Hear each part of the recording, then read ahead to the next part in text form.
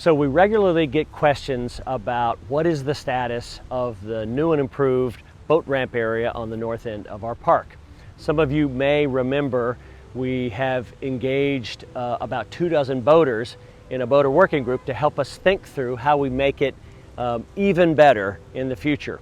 We've just begun design of that portion of the site, and future amenities which will be coming in a few years will include certainly the same number of ramps that exist today, as much or even more trailer parking, but much better amenities, including day docks for folks that are coming to the site from the water,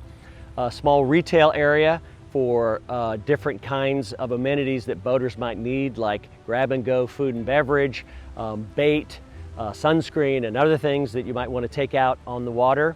And then in addition, better restroom facilities for folks to come and use on their way out or after a long day. And then lastly, we'll have 2 or 3 waterfront restaurants where folks can come by boat, or at the end of the day after boating can go and enjoy watching a great sunset and getting a bite to eat and a beverage and enjoying this beautiful part of the park. We also get a lot of questions about where will people park when we turn the existing parking lot into park.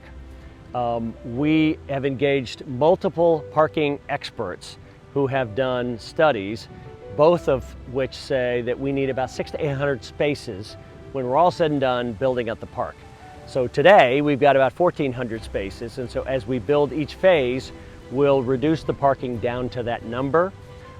Those parking spaces will be generally around the perimeter of the park, up on the north end, along the cultural district, and then under the new hall.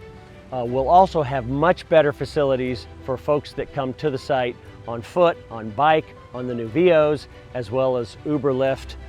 and other kinds of rideshare. So we're thinking very carefully about how folks will get to the site, and we will be incorporating it in future phases as we build out over the next 8 to 10 years. And lastly, if you come to the site by car today, we're still recommending that you come in through the 10th Street roundabout and either park in the Cultural District parking along US 41 or in the existing area north of the Van Wezel Hall.